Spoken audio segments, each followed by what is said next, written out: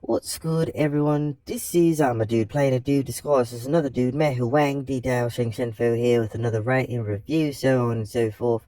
Today we're going over Mike, Nick, and Alice. First and foremost, this movie somehow, with their choice of concluding song, that being the Valerie song, made this otherwise okay movie seem way better than it was as it was ending. Like, if you're not paying attention, the way they concluded this movie would make you feel as though the movie was like a 9 out of 10 or better. To be honest, if you're already fond of Vince Vaughn or some of the other actors, that could be uh this could be better than a 7 out of 10 to you, like this hypothetical person that I'm speaking of within this scenario, this pocket scenario that I've stated. But being brutally honest, I wouldn't give it anything bigger than a 7. It was a movie where it excelled at in some areas. It excelled like near the end of the movie with the action scenes, which were very good, very adroit, quick, compact, with many of the movements and gunplay being very succinct, eye-catching, poppy, satisfying in regards to executions for the most part.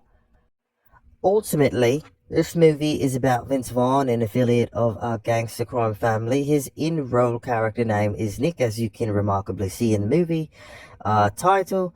Keeping it brief, the main spectacle of this movie, that is the foundational basis for everything, is the fact that Nick has access to a time machine and uses that to go back in time to change current events. This thusly makes the future Nick a doppelganger compared to the present Nick, who eventually links up with the aforementioned movie title characters Mike and Alice. These four co-conspirators all have ties to a crime family run by Keith David, which anecdotally is possibly a good thing if the elder of the family is played by Keith David, because I really don't know if I would think any better of this movie if it wasn't him. I think it would somehow make the movie worse. And the movie's already basically, I would say, a 7 out of 10. The premise in this movie isn't necessarily unique in this day and age, but it's enough to entice a watch. This movie wasn't a hard watch, but you can possibly not care about what's happening even while attentively watching it with no other distraction. The only other foundational basis is the fact that the spoiler here, from this point on, because I've already stated my rating, is that Vince Vaughn's character, Nick, states that he framed Mike. So I wonder if there is more to look into there, like on the basis of thought.